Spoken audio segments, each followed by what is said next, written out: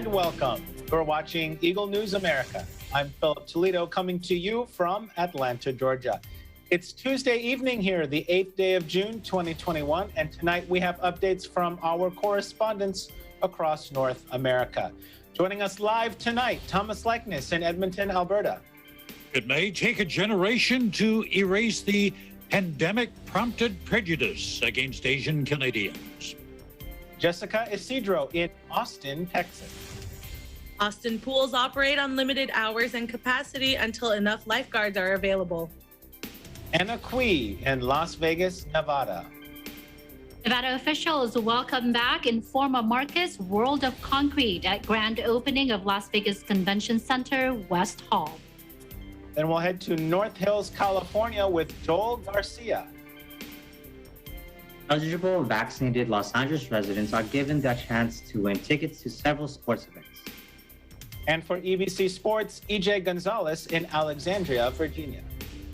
In NBA news, Tom Thibodeau named Coach of the Year. The Nets dominate the Bucks in Game 2, and the Suns take Game 1 versus the Nuggets. Plus, Angel Membrere in Sacramento reports about the ruling on an AR-15 in California being overturned. Carlo Valdez in Union Township reports about Phil Murphy holding a huge lead over his opponent in the first major poll of the New Jersey governor's race. Plus, for tonight's roundtable, we get to know our team's closest friends for National Best Friends Day. Our coverage begins now. French President Emmanuel Macron was slapped across the face by a bystander during a trip to the southeast of France on Tuesday in a security scare on the second stop of a nationwide tour. Images on social media and broadcasts on the BFM news channel show Macron approaching a barrier to greet voters, where a long-haired man in a green t-shirt takes hold of his elbow and then slaps him. Local officials say Macron's bodyguards quickly intervene and two people have been detained afterwards. The incident in the village of Tain-l'Hermitage in the Drôme region sparks outrage across the political spectrum, overshadows the start of Macron's tour, which he says was designed to take the country's pulse. Prime Minister tells Parliament politics can never be violence, verbal aggression, much less physical aggression. He adds that though the president, it is democracy that has been targeted. Macron continues his trip afterwards, says an aide who describes the incident as an attempted slap, though video footage appears to show the man making contact with the president's face. On the video of the incident, someone can be heard shouting, "Down with Macronism." Meanwhile, state news agency SANA says Syria's air defense system has been activated against an Israeli aggression within Syria. SANA says Israeli planes arrived from Lebanese airspace, giving no indication of any deaths or damage. The Syrian Observatory for Human Rights, a Britain-based war monitor, reports violent explosions felt in Damascus and around the city, followed by Israeli strikes on military positions of the Syrian army. Observatory Chief Rami Abdul Rahman says airstrikes also took place in the south of Homs province in the border zone between Homs and Tartus. The Israeli army, which rarely acknowledges its strikes in Syria, says it would not comment on information coming from abroad. Since the start of the war in neighboring Syria in 2011, Israel has carried out hundreds of airstrikes on Syrian territory, targeting regime positions as well as Iranian forces and members of Lebanon's Hezbollah movement. In Canada, Prime Minister Justin Trudeau labels as a terrorist attack the killing of 4 members of a Muslim family who were run down by a man driving a pickup truck. During a speech at the House of Commons, Trudeau says this killing was no accident. This was a terrorist attack motivated by hatred in the heart of one of our communities. Lives were taken in a brutal, cowardly, and brazen act of violence. This killing was no accident. This was a terrorist attack motivated by hatred in the heart of one of our communities. The 20-year-old suspect arrested shortly after the attack has been charged with 4 counts of first-degree murder and 1 count of attempted murder, while several leaders of the Muslim community have called on the courts to classify the episode as an act of terrorism. Officials have already said the Sunday evening incident in the city of London in Canada's central Ontario province was premeditated and motivated by hatred. Canada's Minister of Public Safety, Bill Blair, describes the attack as, quote, horrific act of Islamophobia. He says they believe the family was targeted because of their faith and that the attacker was motivated by his hatred of Muslims. According to the police, the attack occurred as 5 family members were walking together along a sidewalk when a black pickup truck mounted the curb and struck them as they waited to cross the intersection. According to London Mayor Ed Holder, the 4 people killed represent 3 generations of the same family.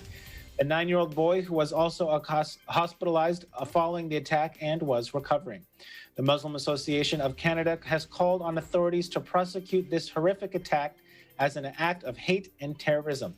The suspect, identified as Nathaniel Veltman, who was wearing a vest-like body armor, was arrested at a mall 4 miles from the intersection where the attack happened.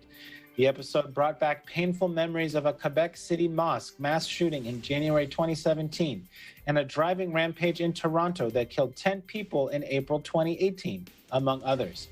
Trudeau says they were all targeted because of their Muslim faith. This is happening here in Canada, and it has to stop.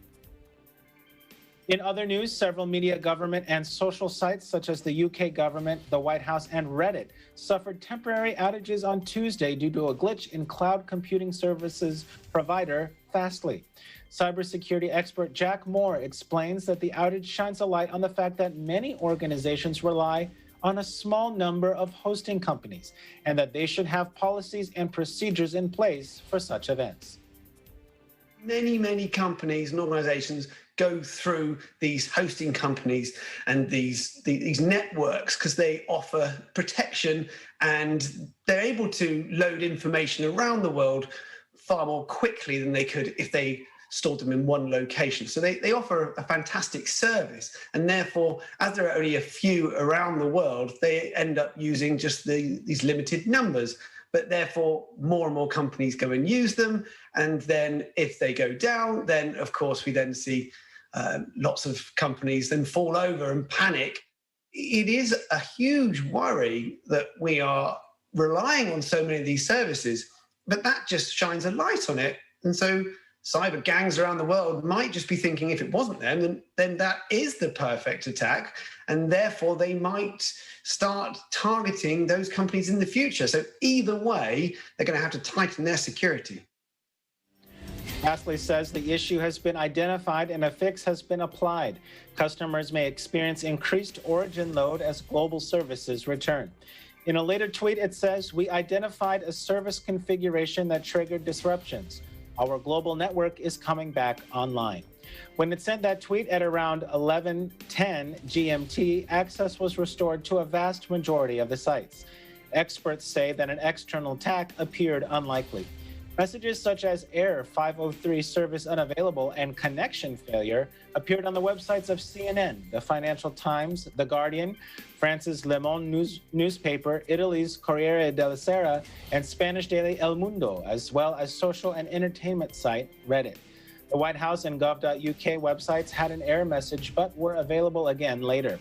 The BBC and the New York Times were temporarily inaccessible but also later returned. A number of websites were down in the Nordic region, including those of 2 Swedish newspapers, news aggregator site Omni, as well as the site of the Swedish Social Security Service. In Denmark, the website of tv2.dk was also down before later returning. Down Detector, which specializes in internet access problems, said that the outages were due to a massive glitch in Fastly. Fastly is a San Francisco-based content delivery network that helps websites speed up loading times and present their content to users. It does this by hosting proxy sites around the world to prevent all requests to access websites from causing a traffic jam. The service is used in particular by highly trafficked websites with audiovisual content, such as media sites. Companies like Fastly and its competitor Cloudflare handle hundreds of billions of such requests a day, playing an important, if not widely known, role in global internet access. Fastly's clients include Deliveroo, Pinterest, and Shazam, and its turnover last year was $291 million. U.S. Border Patrol San Diego sector agents encountered a 5-year-old girl running by herself near the border wall on Monday morning, June 7th. Agents reported observing a small child being dropped off near the end of the border wall in San Isidro, California at about 10:45 a.m. The child, a Guatemalan citizen, was in good health and told the officers that her parents were living in the United States without giving more information. Now for today's COVID-19 numbers, according to the Coronavirus Resource Center of Johns Hopkins University in Medicine, as of 6 p.m. Eastern Time today, Tuesday, June 8, the number of cases of COVID-19 reported worldwide is now over 173,766,000. The countries with the three most number of recorded cases are the U.S. with more than 33.3 million, India more than 28.9 million, and Brazil with more than 16.9 million cases. The virus has now sadly claimed more than 3,740,000 lives worldwide. The countries with the three most number of COVID-19 related deaths are the U.S.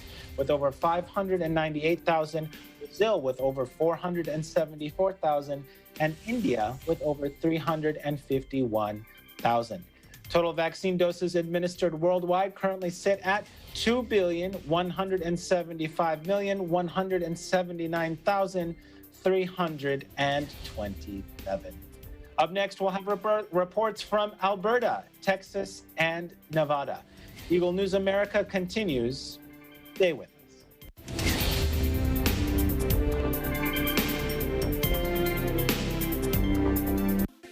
Factual. We have to defeat the virus everywhere. Timely information. Balanced, not only in the country, but also abroad. I'm certain of one thing. Interviews that people need to know. Watch Aguila Pilipinas. A 1-hour newscast of reports coming from regional hubs in Luzon, Visayas, and Mindanao. Know the important updates in Asia in ASEAN in Focus.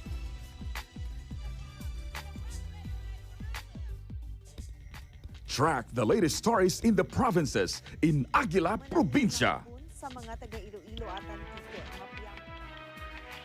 Tune into Mata ng Aguila, the evening primetime news program of Net25. Balanced and objective, Mata ng Aguila covers national and international issues, tackles news on business, health, science and technology, entertainment, sports and human interest features, and current events.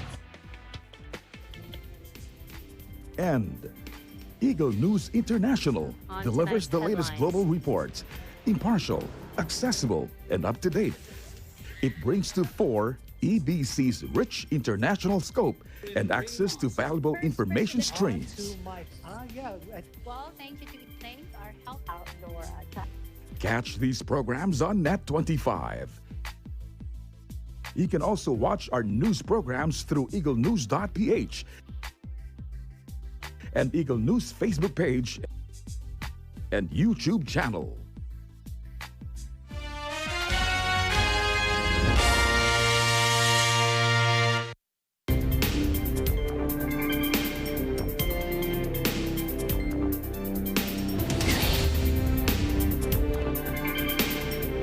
Welcome back. You're watching Eagle News America.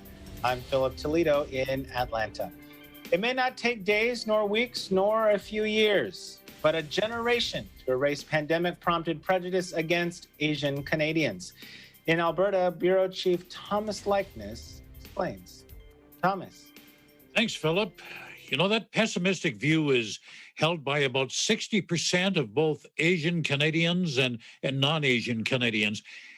And almost a quarter of Asian Canadians and 16% of non-Asian Canadians say they don't think that discrimination will ever go away.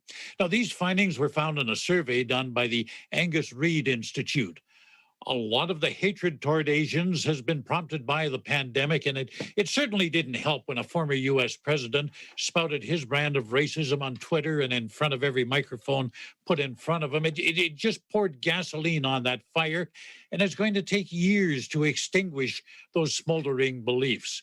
The study also found that Canadians of Asian descent in the 18 to 34-year-old age group were the ones most likely to have experienced and been affected by racism, bigotry, those sort of things over the last year.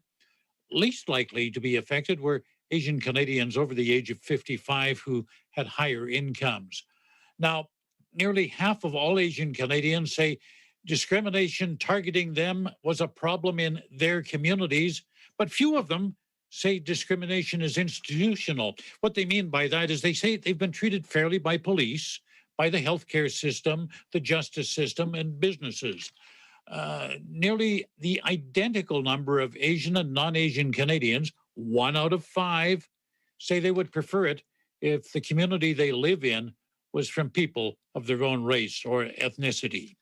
Now, while I'm on the topic of racism, for years, Canadians have smugly told each other that we don't have that same kind of racism, the same kind of discrimination that's prevalent in the United States.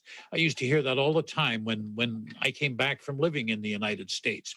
Well, you know, this past year with the anti-Asian attacks, you heard about one just a few moments ago when Philip was reading the first block of our newscast. That attack this past week, as well as more revelations about the treatment of Indigenous people in the country's residential schools, well, that should take some of that smugness away. You know, our prejudices may not have been identical to what was going on in the U.S., but they are nevertheless present, targeting different people. Our Prime Minister, Justin Trudeau, summed it up at a news conference earlier today. This pandemic has been tough in many, many different ways, but one of the ways that is really gut-wrenching is that there has been a clear and definite rise of intolerance, of acts of hatred, of acts of racism across the country. I think we all need to be aware that Canada is not immune the kind of intolerance, the kind of division that we have seen elsewhere around the world. And we need to be vigilant, not just to stand by and hope that it doesn't happen in Canada, but to actively fight, to bring people together, to push back against ignorance or intolerance, to push back against fear and anxiety that directs itself at minorities, at others. I think all politicians need to be aware, not just of the words they say, but the intent that underlies what they say. Couldn't have said it better myself. Let's hope we can all put that into practice.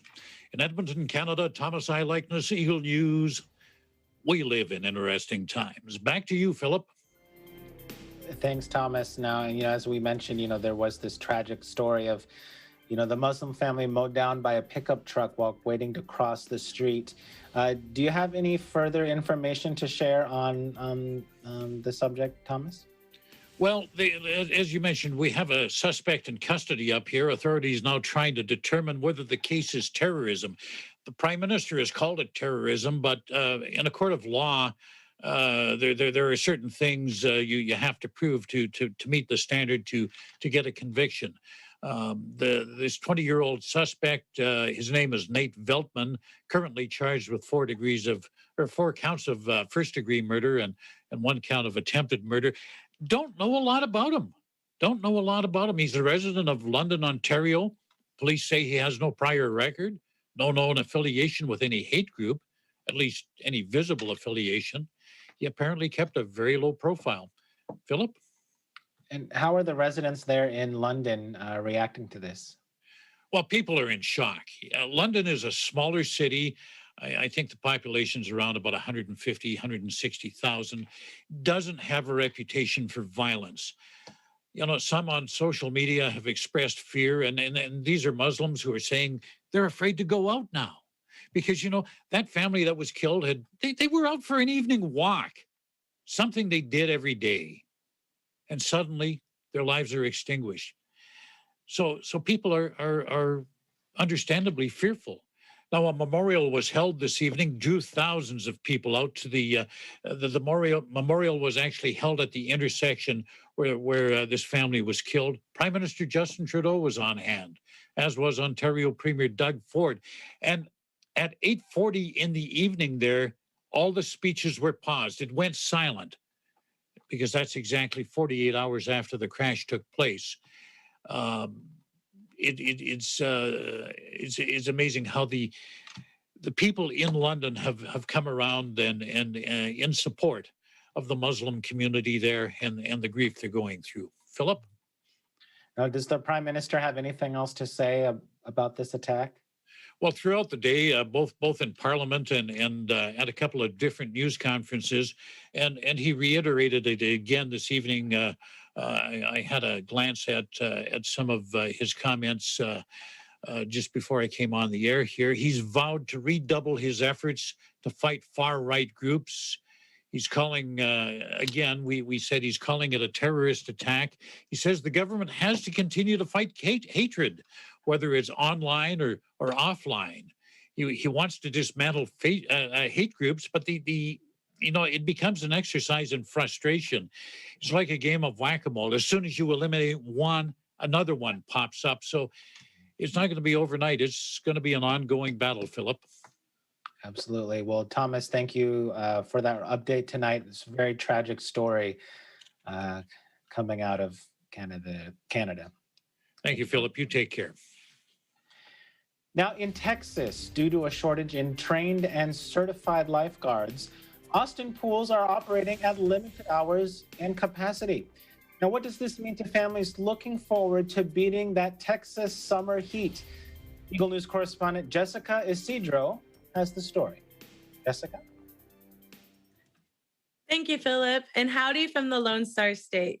One of the favorite ways to beat the summer heat here in the city of Austin is visiting the local watering hole and going for a swim. In the past, residents have been able to choose from 45 Austin Parks and Recreation public aquatic facilities, which include 7 regional pools, 3 community pools, 22 neighborhood pools, 1 wading pool, the Barton Springs pool, and 11 splash pads.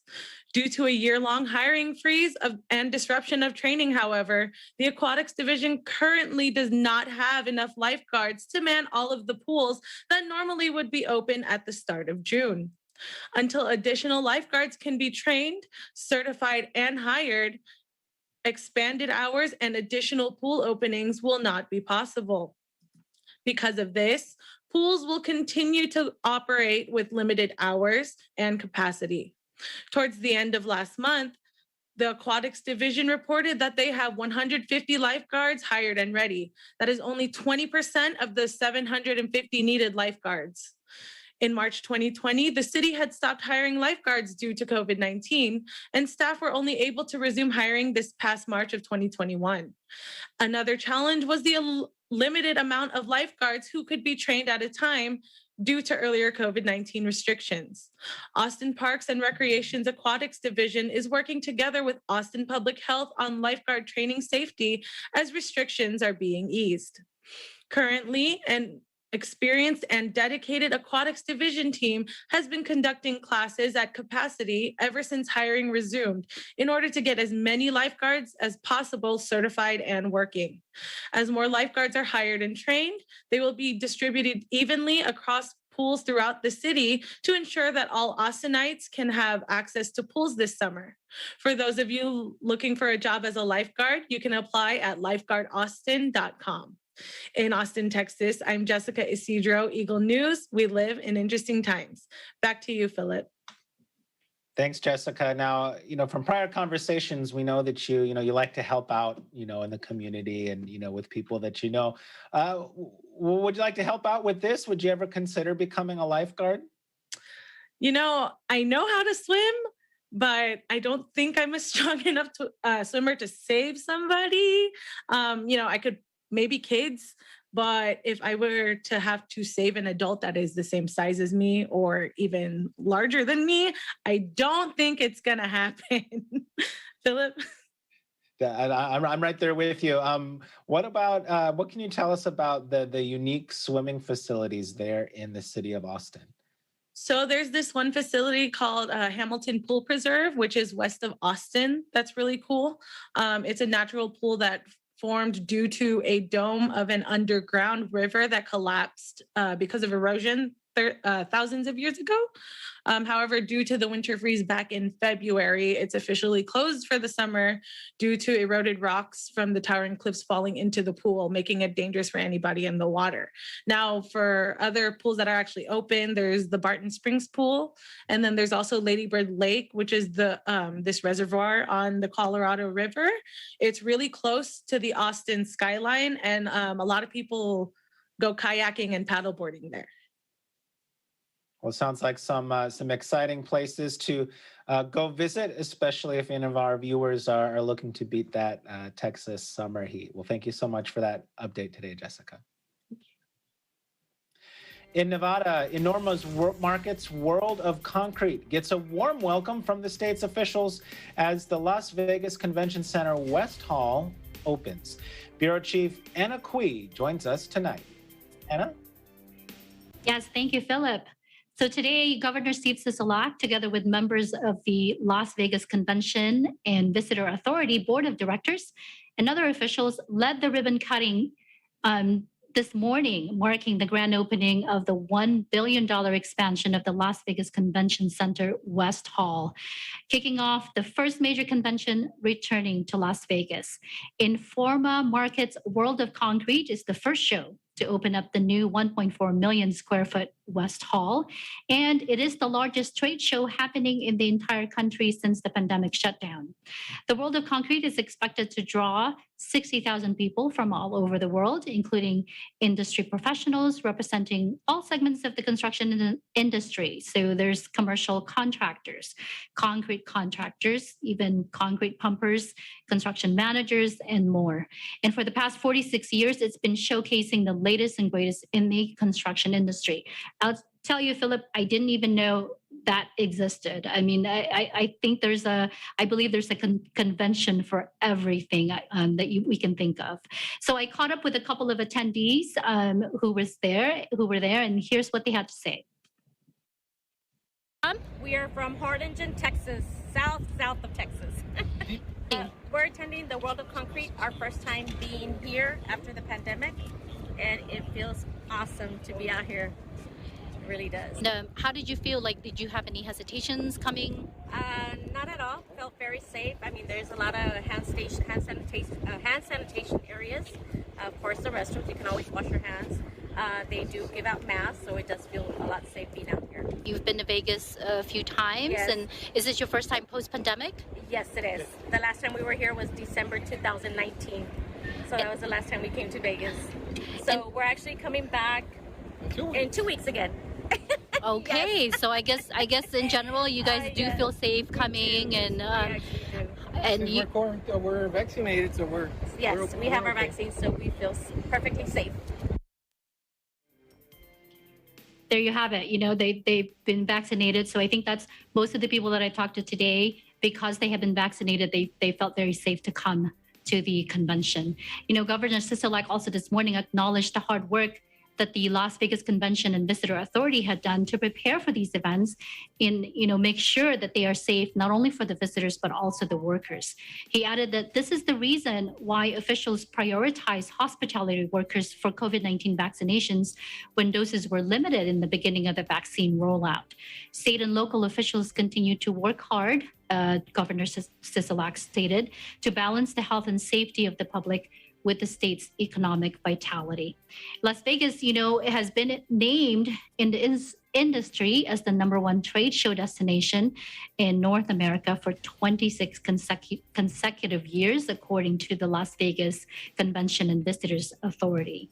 The addition of the West Hall brings the total square feet of meeting space in the destination to 14 million and makes it the second largest facility in the country. During a normal year, the meetings and convention industry represents $11.4 billion in economic impact to the area. So we are looking forward to more conventions for the rest of the year. Now, for a quick weather update, Philip, it is currently 88 degrees Fahrenheit or 31 degrees Celsius here in Las Vegas. in Las Vegas, Anahui, Eagle News, we live in interesting times. Back to Now, I know one of the things that visitors to Las Vegas always look forward to is just the atmosphere and just all the different things that are going on. Well, what can you tell us about the atmosphere there at the convention center? So at the convention center, I mean, personally, I was really happy to be there for an event. Although I was late in requesting for credentials, so I was only able to be outside. But there was enough people there to talk to, although most of them did not want to be on video. And I talked to the public, to the parking attendants, and they were all happy to just be there working. There was this sense of just joy. Everyone's smiling, even though it was pretty warm today. And I talked to one of the exhibitors. He's actually a supplier, and he opted not to be on video, but he said that it feels almost back to normal, even though today was the first day of that convention, and he expects more people to come tomorrow. So it was good. It was good to be there. Absolutely. That's great news. It definitely sounds like things are getting back to normal. We're having, conventions there in Las Vegas. Speaking of normal, vaccination is a key measure on how we can, experts say that we can get back to normal. Do you have any updates on the vaccination distribution there in Las Vegas? Yeah, so here in Las Vegas, about 49% of 12 years and older have received a first dose of the COVID-19 vaccine. And according to the dashboard, 38% of that same population group, 12 years and older, have received the complete vaccination. So we continue to, the Southern Nevada Health District continues to partners with community and different parts of the communities, as well as different organizations, to focus more on local areas. We still have the 2 mass vaccination site, which is there at one of the halls at the Las Vegas Convention Center, as well as one of the Texas Station Hotel. Those will be closing down towards the end of the month, before the month end. But we also have the Allegiant Stadium, which is the home of the Raiders, will be hosting a special vaccination event Thursday through Sunday this week, as well as next week, Thursday through Sunday next week. They'll be giving out special gifts. I read, I think it's like some special towel. I don't follow football, but that must be a big deal to get people to come. And they will be, given the opportunity to take picture at the special designated areas at the stadium. And also, before I forget, Philip, Governor Sisolak actually spoke at one of the at the news station yesterday, saying that they are talking about giving out incentives, special incentives, more to come on that. Not going to be a lottery, because lottery is illegal here in Nevada. Philip? Well, thank you so much, Anna, for those updates.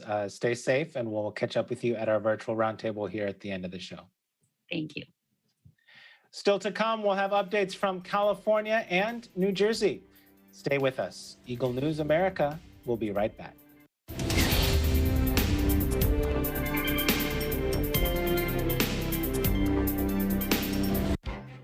Events happen around us all the time, in our community, in our country, around the world. Events that affect people, move communities, or simply inspire us. Interesting events that people need to know. In these interesting times, we continue to be a competent partner in delivering news about these events. Fast, accurate, balanced. Eagle News, because we live in interesting times.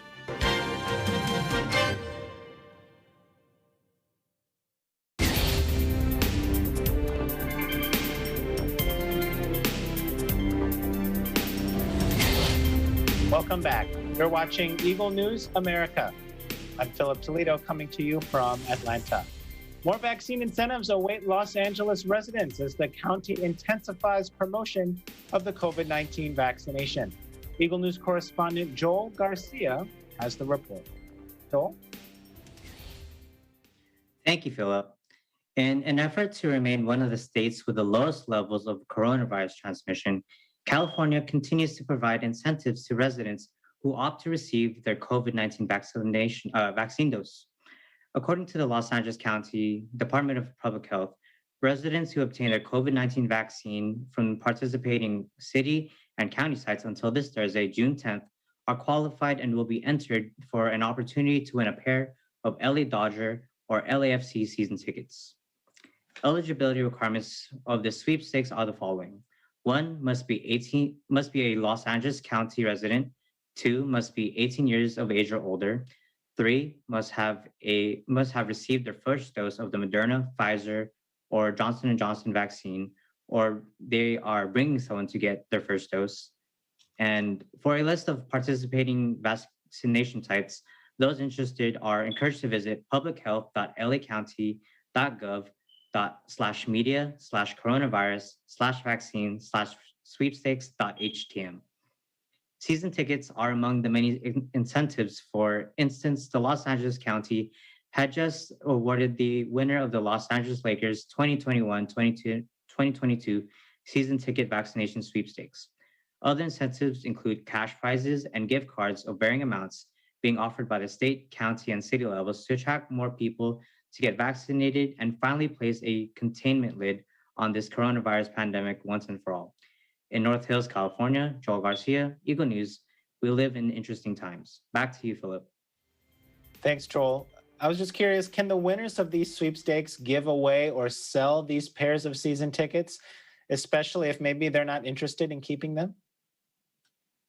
I know it is a big thing for people to resell tickets, but unfortunately, according to the rules of the sweepstakes, the tickets cannot either be given away or transferred to somebody else. Once the county has awarded the winners, they must either accept or choose to forfeit the specified prize, which are the 2 season tickets for either the LA Dodgers or the LA Football Club. Philip? Thanks, Joel. And if they win, are they allowed to select their seats for these season tickets? Yeah, wouldn't it just be fantastic to be able to choose our seats? If I were to win, I would ask for front row tickets, but unfortunately, that's not the case, as the winners will, not be able to choose the seats. The seat locations for the tickets will actually be determined by the LA Dodgers and the LA Football Club management. Philip? And how many winners are going to be selected, and how will they be contacted that they have won? So there will be 2 winners, one who will receive 2 season tickets for the upcoming LA Dodger season, and one who will receive the other pair of season tickets to watch the LA Football Club during the 2021-2022 season. The winners will be contacted through phone or by email within 10 business days after they have been selected. Philip? Thanks, Joel. And before I let you go, I know that you mentioned that one of the incentives that is being offered, aside from the season tickets, is cash prizes. Not to put you on the spot, but let's just say hypothetically speaking, you were able to get one of those cash prizes as an incentive. What might you do with it? Depending how much it is, because it could be $5, so I can just use that to get lunch. So I don't know, that or just saving it. You never know with these times, so it's important to save your money. That's true. And a bonus financial tip for all of our viewers out there. Well, thank you, Joel, so much for that report tonight. We'll make sure that we catch up with you here in just a little bit at the end of our show. Now, still in California, a federal judge overturns a ban on AR-15s. For what reason? Bureau Chief Angel Membrere has the answer. Thank you. For over a few decades in California, there has been a ban on assault weapons, which included the AR-15s. However, in a recent ruling, federal judge Roger Benitez overturned that ban, finding it as a violation of the Second Amendment, and compared the AR-15 to a Swiss Army knife. He also explained in his ruling that the AR-15 was both a home defense weapon and homeland defense equipment. Governor Newsom issued a statement to this ruling, stating that today's decision is a direct threat to the public safety and the lives of innocent Californians, period. Governor Newsom also mentioned that California will continue to push for common sense gun laws to protect and save individuals.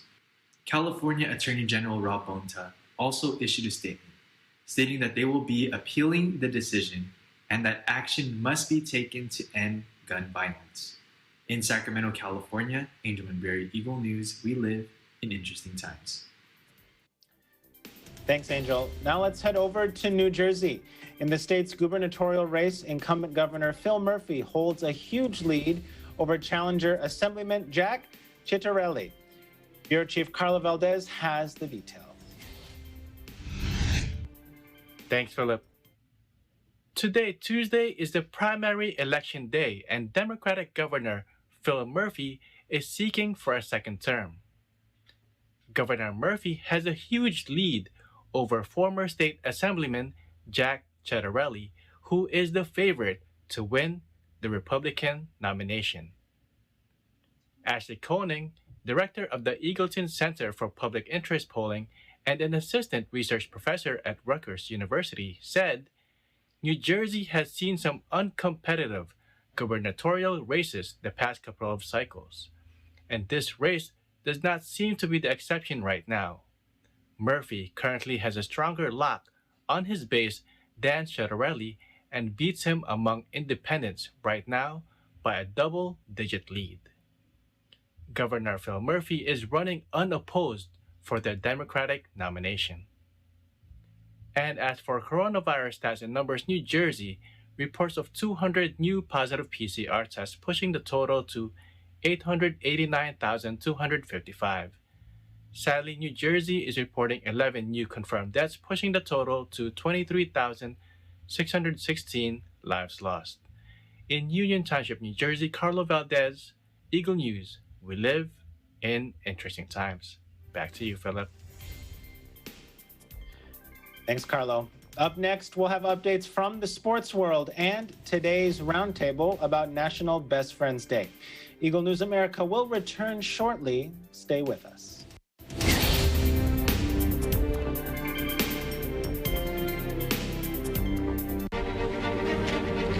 It's time to take one step further and face the impossible.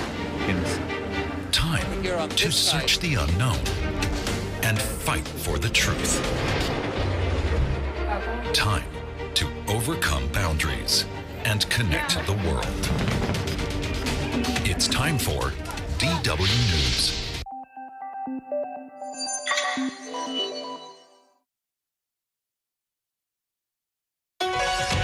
As the coronavirus pandemic adds uncertainty to our lives, misinformation is stoking fear and anxiety.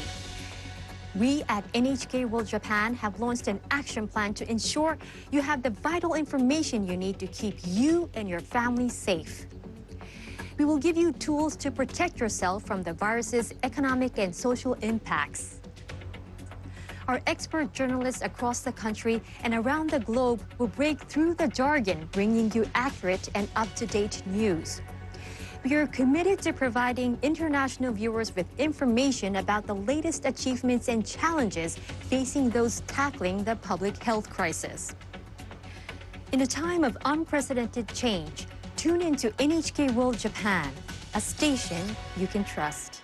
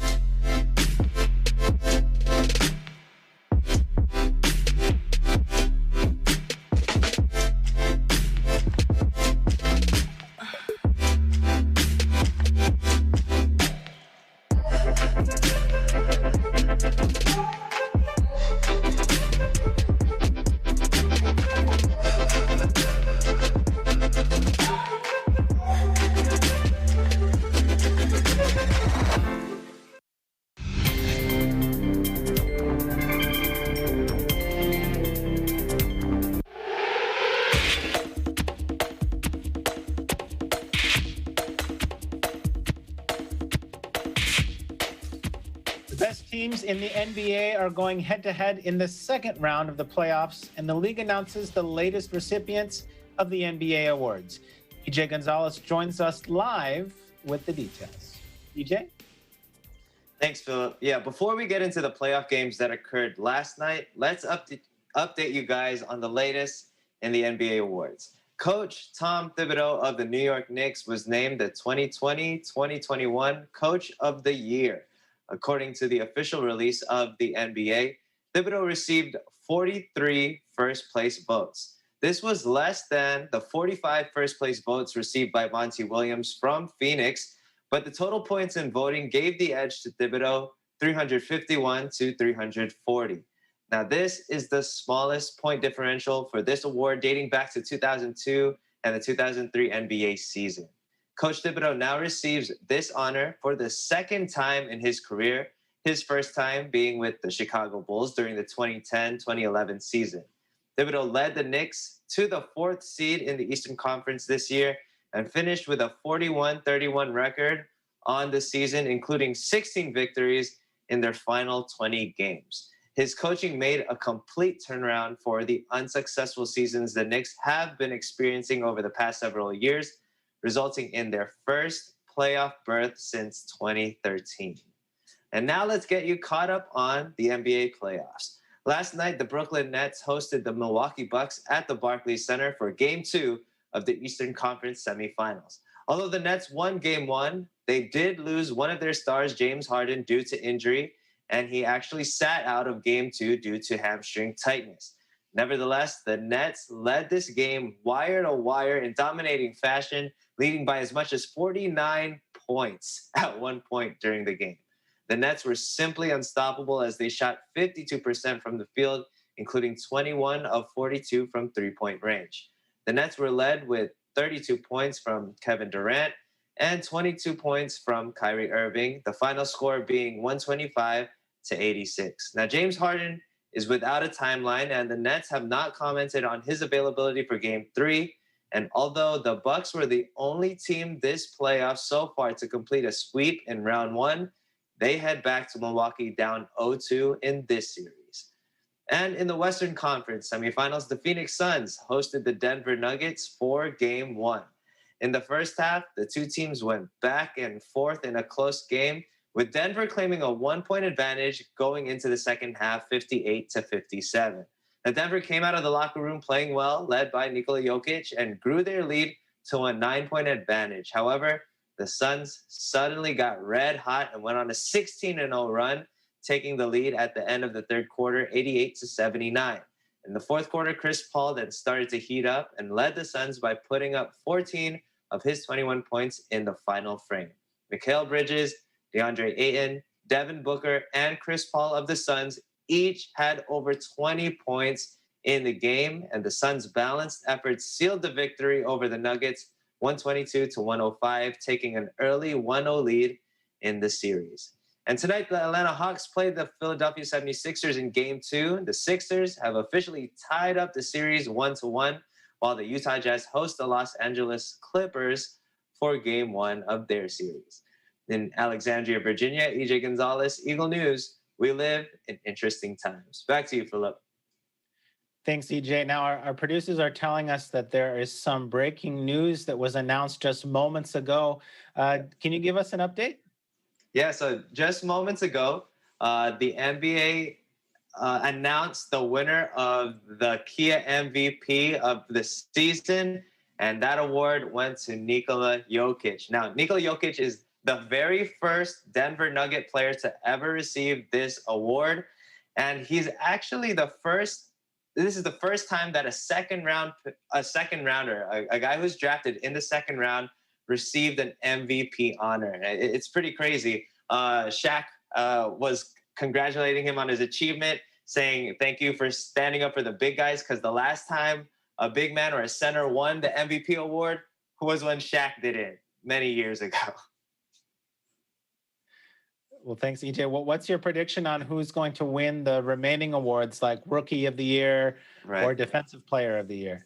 Yeah, so I thought that Monty Williams had already gotten the Coach of the Year, but obviously, from my reports, Thibodeau is the one who won that award officially by the NBA. And for the final two, I'm thinking that it's going to be LaMelo Ball to win Rookie of the Year, and for Defensive Player of the Year, it might end up going to Rudy Gobert just because a lot of the stats have been piling up for him towards the end of the season. So I think Rudy Gobert is going to end up getting Defensive Player of the Year, although my pick would have been more of Ben Simmons or Jrue Holiday. But at the end, I think Rudy Gobert is going to get that award.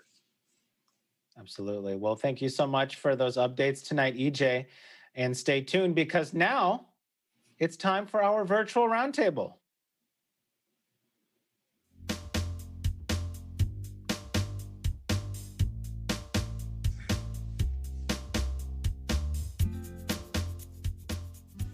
Today, June 8th, here in the United States is National Best Friends Day.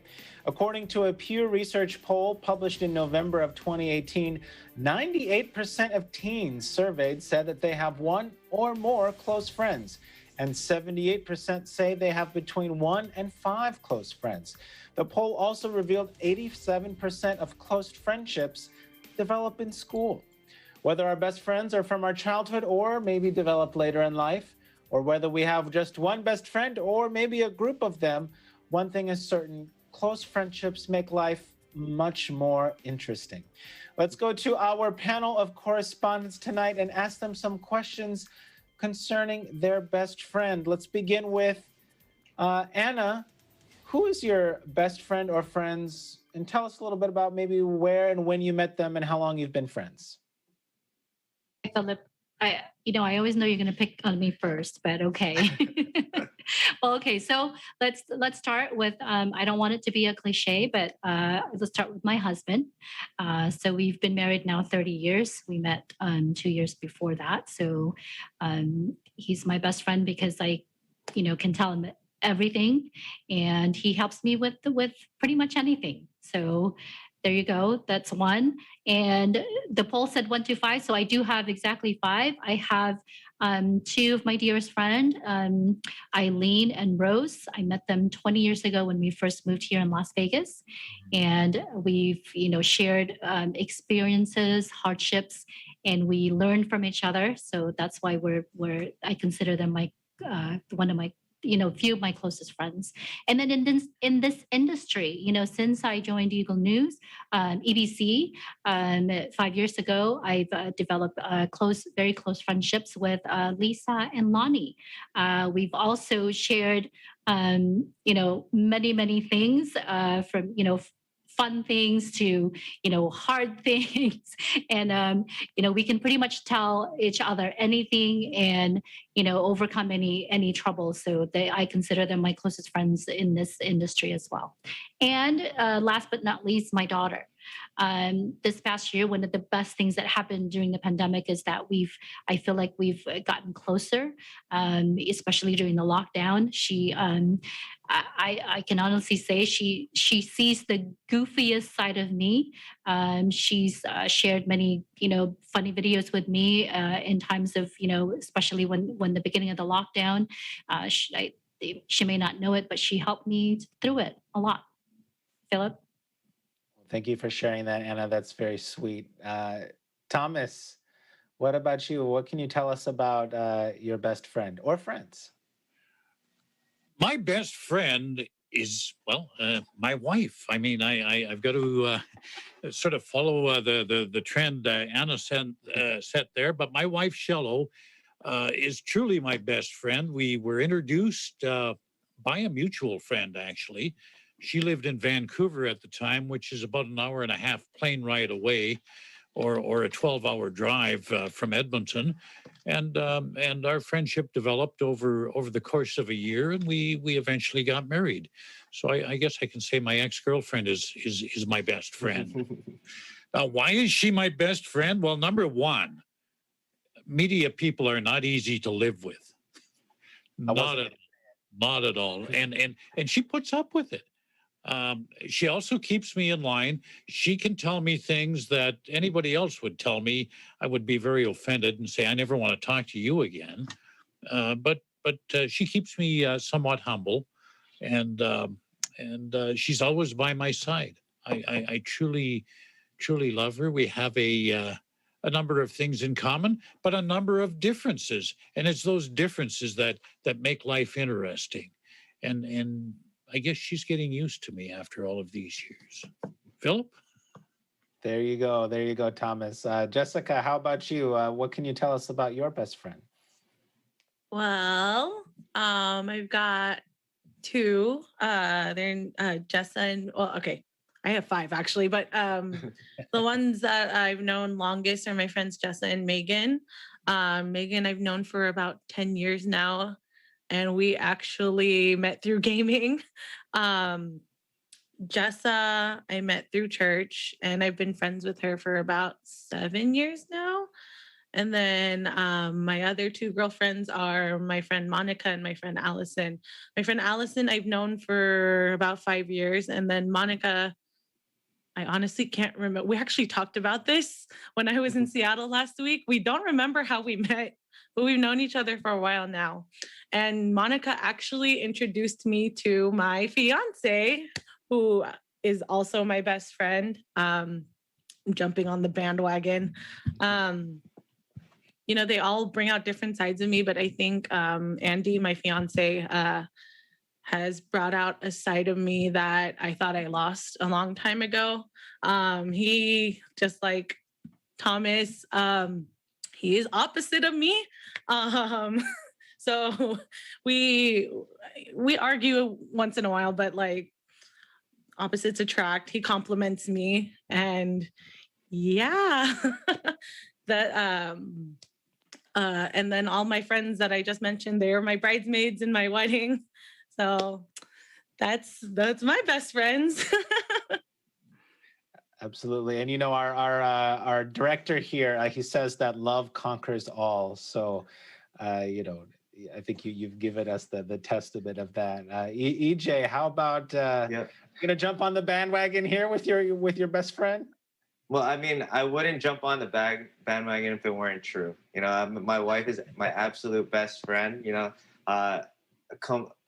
completes me, makes me want to go through every day. And you know, growing together is something I definitely look forward to with her. We do everything together and spend most of our time together. I honestly, when she goes to work, I do miss her. So I work from home 100% of the time, but when she goes to the office, it's a tough one. But as far as like my close friends that I grew up with, there's 3 guys who I've been with like my whole life, and that's Martin, John, and Abe, and we're basically brothers. Honestly, at this point of our lives, we're just in different stages of our lives. We rarely get to see each other in person, rarely get to talk anymore.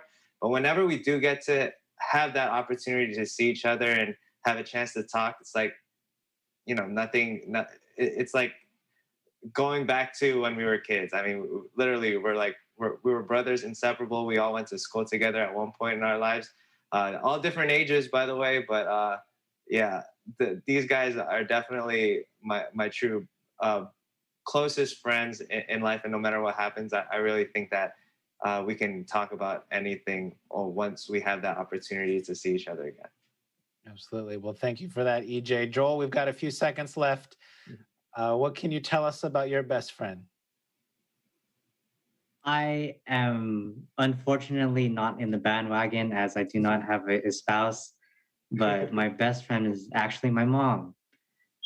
She's just been with me as long as I can live. I've met her ever since I was born, or that's when I met her. Right. And it's been cool to, you know, just hang out with her more during the pandemic and stuff. And we actually just started gardening together. So we have a lot of vegetables in the back of our house that are starting to grow. And I just never did that. And so it's just cool to have new activities and, you know, just experiencing new things with my mom. And that's pretty much it. Well, thank you for sharing that, Joel. And I'm sure that with her being your best friend, that'll prepare you for, you know, having a spouse best friend sometime in the future. So that's good. Before we go, I'll just, I have to share, of course, I'm also on the bandwagon. My wife is my best friend. We actually grew up together. We're not super close growing up, but she moved away during high school, and I ended up moving to the same place for college or after college, and somehow we kind of ended up back together and became best friends. And now we're sleep deprived and house of kids.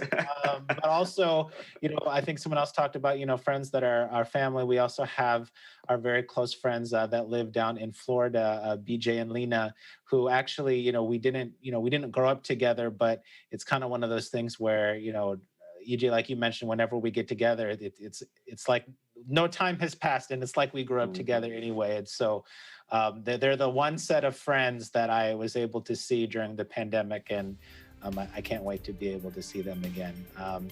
And one other group that is all of our best friends that we have to thank before we end our show are the first responders, medical personnel, essential workers, everybody helping us to get through this pandemic.